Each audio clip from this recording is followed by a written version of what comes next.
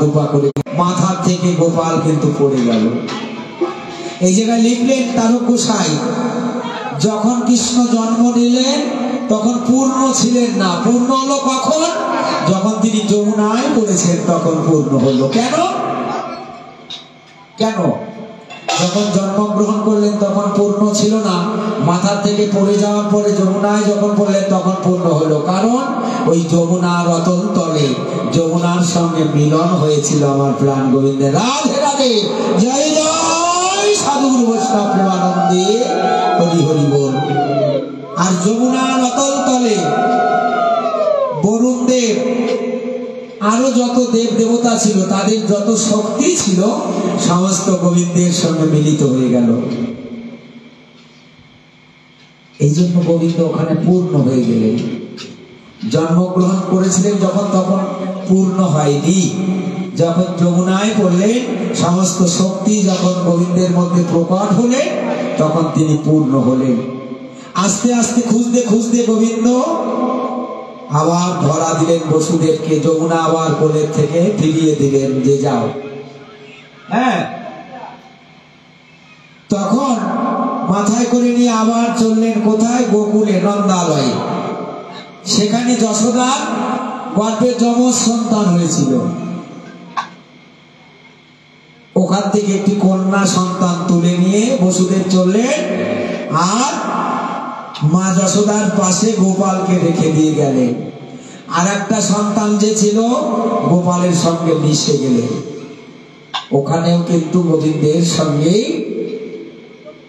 যখন প্রকট হলেন, মিলন হলেন, গোবিন্দের মধ্যে আরো শক্তি প্রবাহিত হলো। আর কাকে নিয়ে গেলেন বসুদেব? আত্মা শক্তি মহামায়া, তাকে নিয়ে চলে গেলেন। যখন নিয়ে গেলেন কারাগারে তখন কংস সেই কন্যা সন্তানটিকে পাষাণে আছাড় মেরেছিল, তাই না? সঙ্গে সঙ্গে ঊর্ধ্বে গমন করলো। তখন অট্ট হাসি দিয়ে বলছে, কংস তুমি আমাকে মারলে, কিন্তু আমাকে মেরে তুমি ভুল করলে। তোমাকে যে বধ করবে সে তো ওই গোকুলে। আমাকে মারলে কেন? আমি তোমাকে বধ করবো না। বধ করবে যে, তোমাকে যে বধ করবে সে কিন্তু গোকুলে দিনে দিনে বড় হচ্ছে। সে কি? যশোদার অষ্টম গর্ভে যে জন্মগ্রহণ করবে সে তো পুত্র সন্তান হবে। এই কন্যা সন্তান কোথা থেকে আসলো? ভগবানের লীলা দেখুন কেমন। তাহলে এমনি করে ভগবান শ্রীকৃষ্ণ জন্মগ্রহণ করলেন, যশোদার ঘরে গিয়ে পালিত হলেন। নন্দের নন্দন যেই শচীসুত হলো, সেই যোগমায়া আকর্ষণে জন্মিলেন বৃন্দাবনে বলরাম। তার নাম হচ্ছে সংকর্ষণ, তিনি বলরাম বড় ভাই। আর নন্দের নন্দন যেই শচীসুত হলো সেই নিত্যানন্দ হইল বলরাম। যুগে যুগে তারাই তারাই কিন্তু আসছে। দেখুন, যিনি রাম, যিনি কৃষ্ণ, যিনি গৌর, যিনি বলরাম, তিনি হচ্ছে নিতাই। তাহলে সেই কৃষ্ণ আবার কিন্তু লীলা করলেন কলিতে এসে। রাধা অঙ্গ আর কৃষ্ণ অঙ্গ দুটো অঙ্গ মিলে হলো গৌরাঙ্গ সুন্দর। আর বলরাম তিনি হলেন নিত্যানন্দ। চৈতন্য মহাপ্রভু এবং নিমাই, তার যে ছোটবেলার নাম আপনারা অনেকে হয়তো জানেন। কি নাম ছিল? নিমাইয়ের নাম ছিল বিশ্বম্ভর, আর দাদার নাম ছিল বিশ্বরূপ। দাদা বড় ভাই তার নাম ছিল বিশ্বরূপ, আর নিমাইয়ের ছোটবেলার নাম ছিল বিশ্বম্ভর। সেই রাধা কৃষ্ণ যুগল তনু হচ্ছে গৌরাঙ্গ, আর বলরাম যিনি সংকর্ষণ তিনি হচ্ছে নিত্যানন্দ। বোঝা গেল?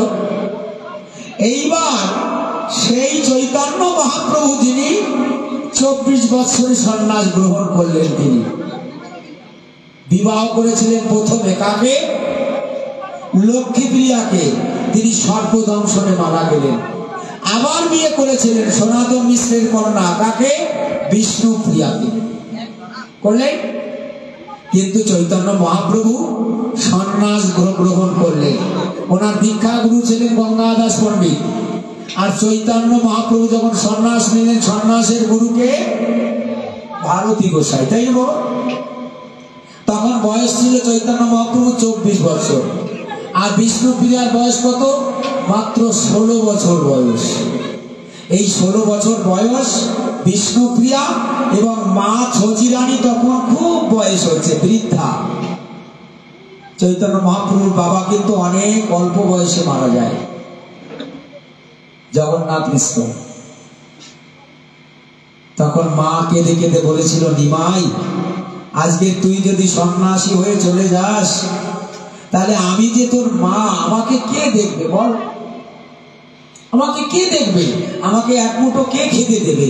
আমাকে একটা কাপড় কে কিনে দেবে বল? আর এই যে তোর স্ত্রী বিষ্ণুপ্রিয়া, তাকে কে দেখবে? তোর দাদা বিশ্বরূপ, সে চলে গেল সন্ন্যাসী হয়ে। আজকে তুই যদি সন্ন্যাসী হয়ে চলে যাস, তাহলে তোর স্ত্রী এবং আমি যে তোর মা, আমাদের কে দেখবে? আমাদের ভরণ পোষণ কে করবে? সন্তানের কর্তব্য কি? তার মাকে দেখা। স্বামীর কর্তব্য কি? তার স্ত্রীকে দেখা। বসুন, তাহলে তাহলে সংসার ধর্ম মহাপ্রভু করেননি। কি? চৈতন্য মহাপ্রভু সন্ন্যাসী হয়ে চলে গেলেন, কিন্তু সংসার তিনি করেননি। সংসারে যে দায়িত্ব, সংসারের যে কর্তব্য, এটা কিন্তু মহাপ্রভু করলেন না। কি বাবা?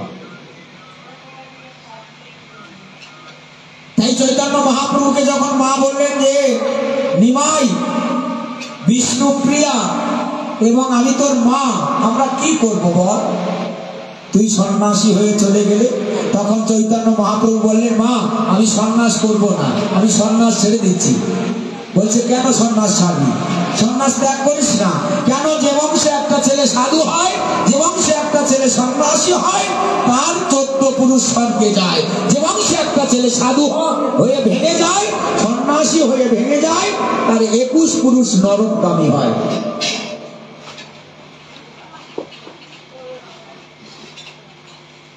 মা বললেন, তুই সন্ন্যাসী হ, সন্ন্যাস ভাঙিস না, সাধু হ। এই যে আমরা যারা সাধু গুরু বৈষ্ণব, আমরা ধর্মপথ অবলম্বন করেছি, এই পথে অবলম্বন করে আপনি যদি মাঝপথ থেকে চলে যান, ভেঙে দেন, আপনার আর ভালো লাগছে না, হরিনাম কৃষ্ণ নাম ভালো লাগছে না, দীক্ষা নিয়েছেন, অনেকদিন আপনি বৈষ্ণবের সঙ্গ করেছেন, আর ভালো লাগছে না, এদের সঙ্গে আর চলা যায় না, এদের কর্মকাণ্ড, এদের চারিত্রিক ভালো লাগছে না, আপনি ছেড়ে দিলেন, দিয়ে আপনি সংসারে আবদ্ধ হয়ে গেলেন, আপনি ভেঙে দিলেন আপনার মত পথটাকে। তাহলে কি হলো? আপনি বৈষ্ণবও হতে পারলেন না, সাধুও হতে পারলেন না, ভক্তও হতে পারলেন না। আপনি আপনার পূর্বপুরুষ কেউই কিন্তু উদ্ধার হতে পারলো না, মুক্তি পেল না। এই জন্য মা বলছে, যে বংশে একটা ছেলে সাধু হয়, যে বংশে একটা ছেলে সন্ন্যাসী হয়, তার 14 পুরুষ স্বর্গধাম প্রাপ্তি হয়, বৈকুণ্ঠ প্রাপ্তি হয়।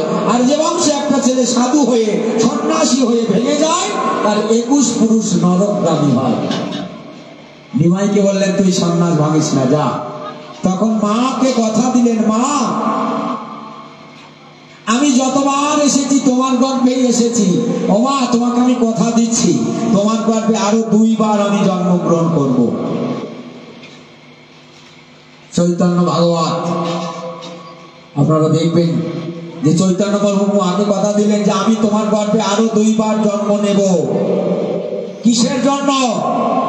আমি এই সংসার ধর্ম করবার জন্য, আদর্শ গারস্থ ধর্ম প্রতিপালিত করবার জন্য। মা, তোমার কাছে আমি ঋণী আছি। কেন? তুমি আমাকে জন্ম দিয়েছ, তোমার কাছে আমি ঋণী আছি। আমরা ঋণ আছি, এই সমগ্র বিশ্বের কাছে আমরা ঋণী আছি। ভাববেন আপনি আমি প্রত্যেকে, এই যে বাতাস বইছে, এই বাতাসের কাছে আপনি ঋণী আছেন না? এত সুন্দর বাতাস আপনাকে বাঁচিয়ে রেখেছে, প্রাণ, আপনি অক্সিজেনটা নিচ্ছেন, এই গাছপালা আপনাকে বাতাস দিচ্ছে, তা আপনি বাতাসের কাছে ঋণী আছেন না? তাহলে বাতাসের ঋণ আপনি পরিশোধ করবেন? কি করে করবেন ভেবেছেন? মা বাবা জন্ম দিয়েছে, তাদের ঋণ পরিশোধ করতে হবে, তাদের কাছে আমরা ঋণী আছি, কি করে করব?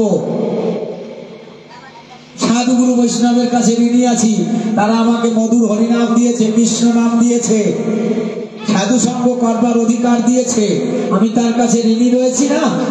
আজকে হরিচাঁদ ঠাকুর, গুরুচাঁদ ঠাকুর জগতে এসেছে, এই চৈতন্য মহাপ্রভু নিজ মুখে বললেন তাই মাকে, কি বললেন? যে আমি আরো 2 বার তোমার গর্ভে জন্ম গ্রহণ করব। কোথায়?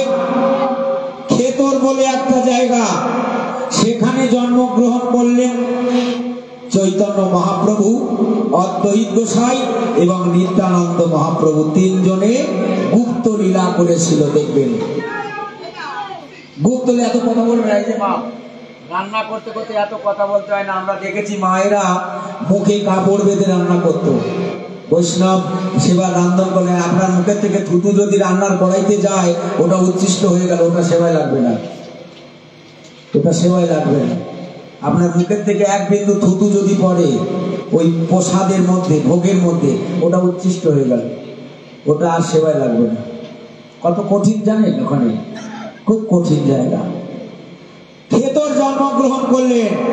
নিত্যানন্দ মহাপ্রভু নরোত্তম হলেন, শ্রী অদ্বৈত গোসাই রামচন্দ্র হলেন এবং গৌরাঙ্গ মহাপ্রভু শ্রীনিবাস হলেন।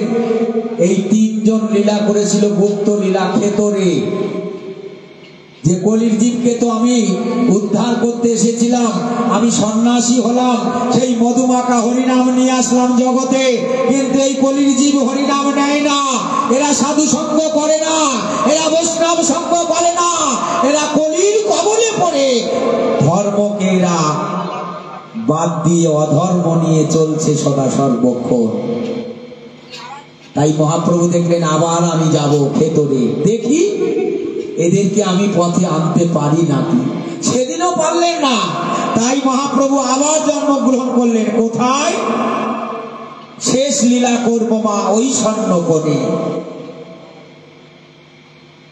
পূর্ব বাংলায় সফলাডাঙ্গা যশোমন্তর ঘরে আমি জন্মগ্রহণ করব, শেষ লীলা করব। সেদিন আমি আদর্শ গারস্থ ধর্ম, এই সংসার ধর্ম করব। আমি নিজে বিবাহ করব, সংসার করব, আমার ছেলে মেয়ে হবে, আমার মা বাবাকে দেখব, গরু বাছুর সবাইকে দেখব এবং এই আদর্শ গারস্থ ধর্মের মধ্যে থেকে আমি ধর্ম করব। এই গৃহী মানুষ সংসারে থেকে আমার সাধন ভজন কিভাবে করবে, এই মত পথ আমি তাদেরকে দেব। রাম দিয়েছে আপনাকে সংসারের মধ্যে থেকে কিভাবে ভজন করবেন, প্রাণ গোবিন্দ দিয়েছে আপনাকে সংসারের মধ্যে থেকে কিভাবে ভজন করবেন।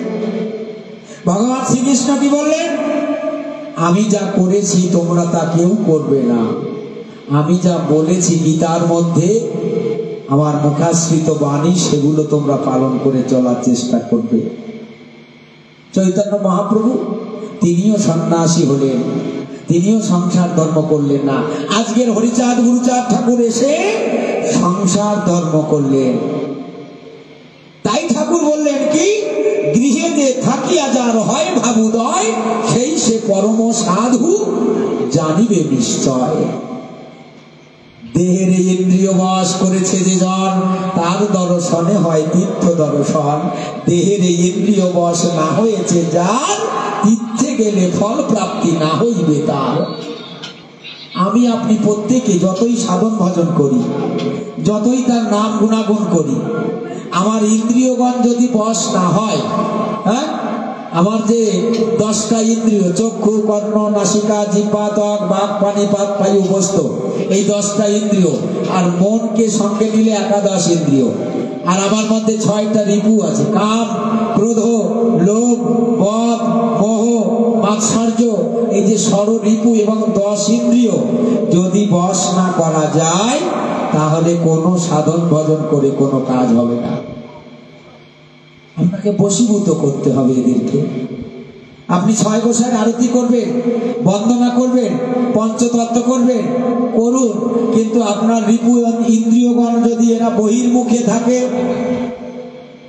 এরা যদি কেউ কৃষ্ণমুখী না হয়, এরা যদি কেউ হরিমুখী না হয়, এরা যদি বাহ্য কর্মে লিপ্ত থাকে, তাহলে আপনার ভজন কিন্তু ঠিক হচ্ছে না।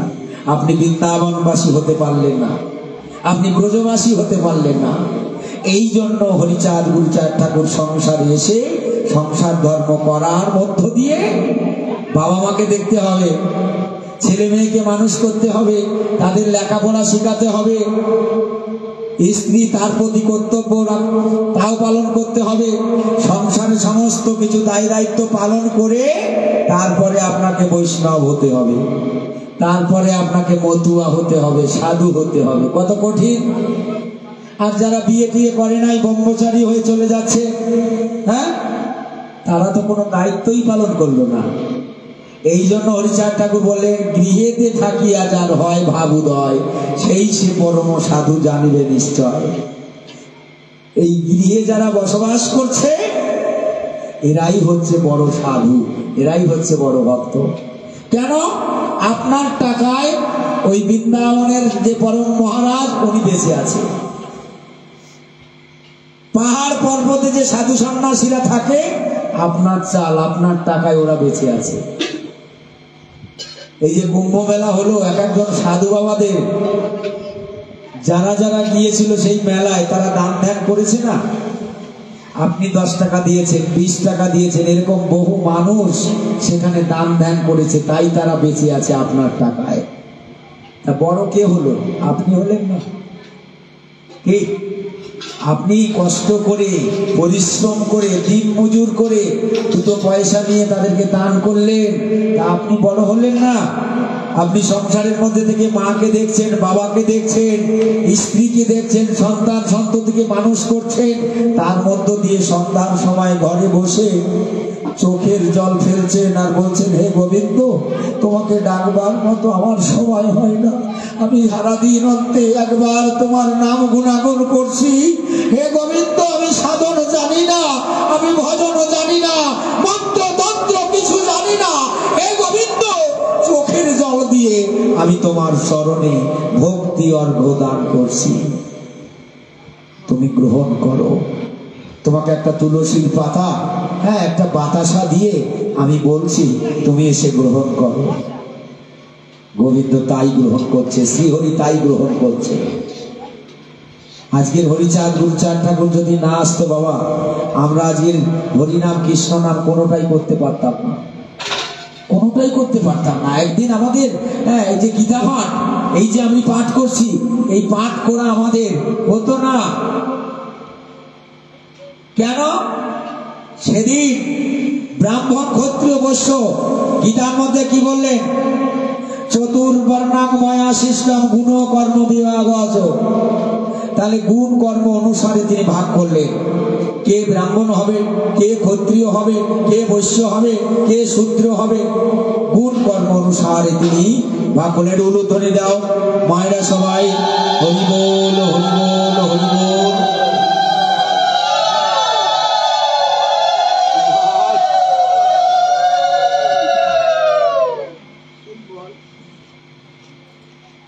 আমার এই মা মাল্য দান করলেন, কিন্তু আমি তো এই মালার অধিকার নয়, আমি তো একজন ক্ষুদ্র সামান্য। এই মালা তো আমার পাওয়ার যোগ্য আমার প্রাণ গোবিন্দ মা শ্রীহরি, কিন্তু এই মালা আমাকে কেন দান করলেন? তিনি যেন এই মালা গ্রহণ করেন। জয় হরি বল, গৌর হরি বল, জয় হরিচাঁদ, জয় গুরুচাঁদ, জয় রাধে, জয় নিতাই গৌর, জয় হরি বল, জয় হরি বল, হরি বল। তাই সেদিন আমাদের হরিনাম কৃষ্ণ নাম করার অধিকারটুকু ছিল না।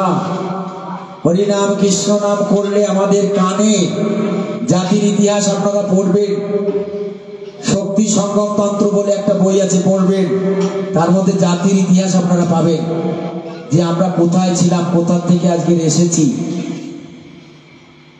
হরিনাম শ্রবণ করলে কানে গরম সীসা তরল করে ঢেলে দিত। মুখ দিয়ে হরিনাম উচ্চারণ করলে আপনার আমার জিভটা কেটে দিত। রাস্তার থেকে হেঁটে গেলে কোমরে একটা করে ছাঁটা বেঁধে দিত।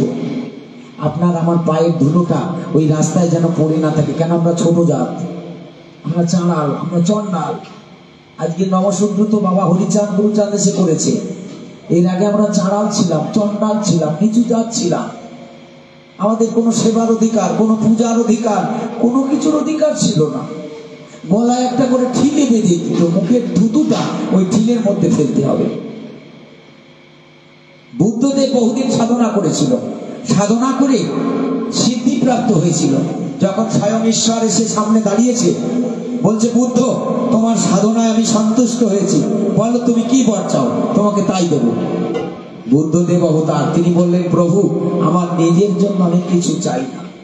নিপীড়িত, নির্যাতিত, অবহেলিত, নিষ্পেষিত মানুষ যারা, যাদের শিক্ষা দীক্ষা কোনো কিছুর অধিকার নেই, তাদের সমস্ত অধিকার তুমি ফিরিয়ে দেবে।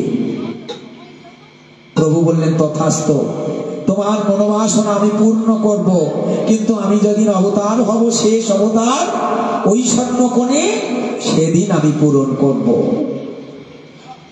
তাই হরিচাঁদ গুরুচাঁদ ঠাকুর এসে আজকের সমস্ত অধিকার কিন্তু আমাদের ফিরিয়ে হলো। অনেক যুদ্ধ করেছেন তিনি, অনেক লড়াই করেছেন।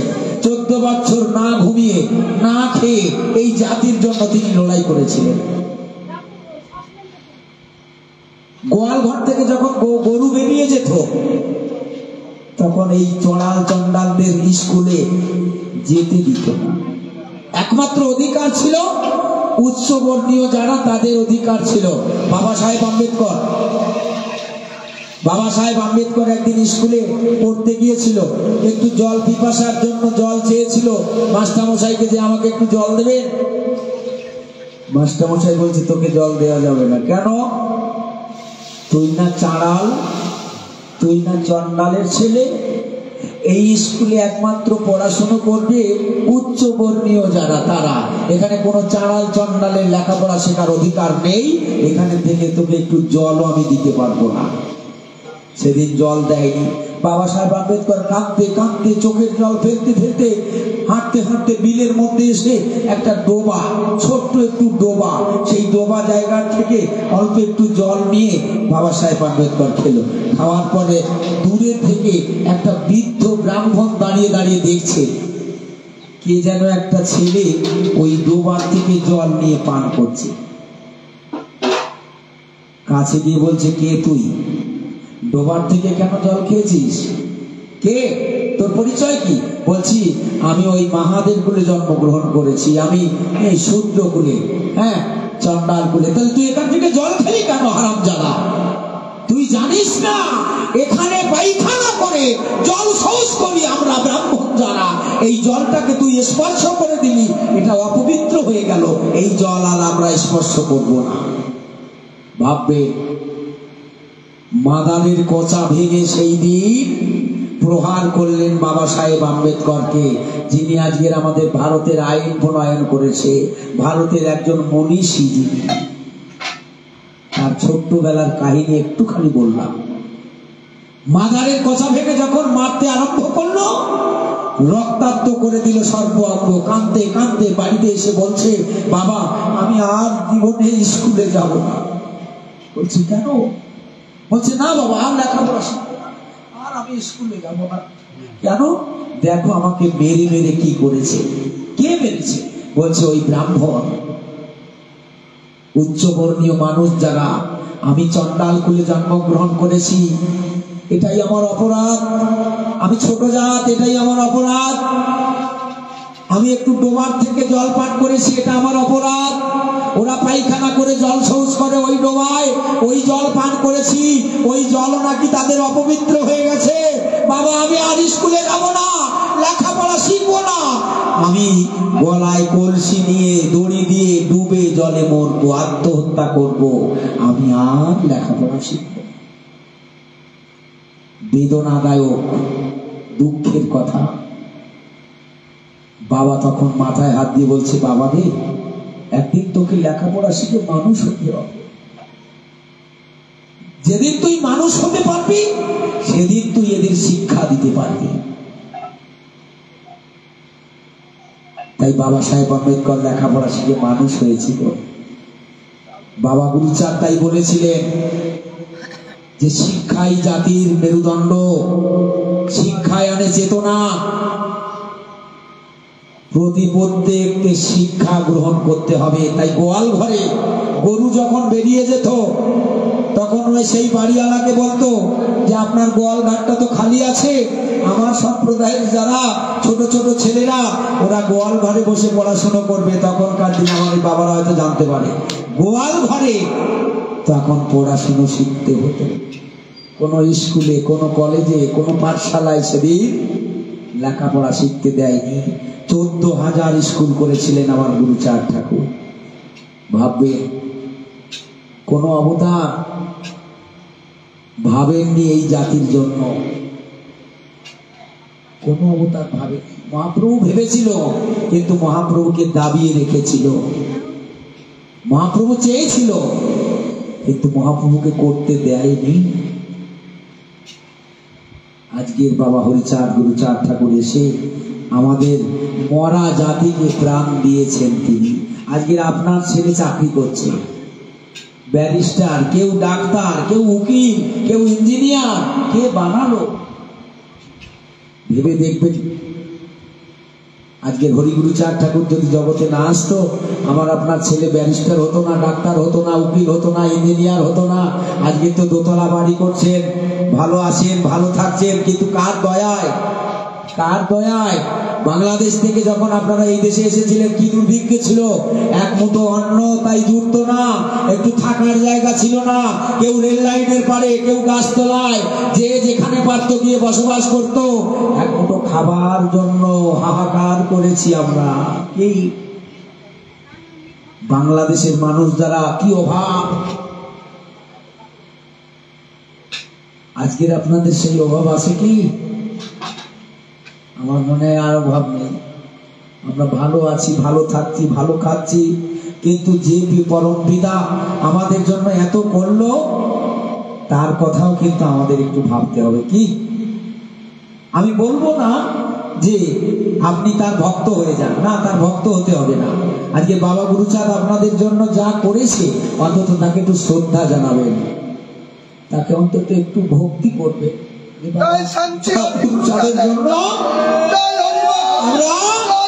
আজকের এই জগতে বাঁচার পথ পেয়েছি, আমরা সাধনা করার পথ পেয়েছি, এই জন্য তাকে অন্তত একটু শ্রদ্ধা জানাবো, ভক্তি জানাবো। হরি বল, হরি বল, জয় হরি বল, জয় হরি বল, হরি বল।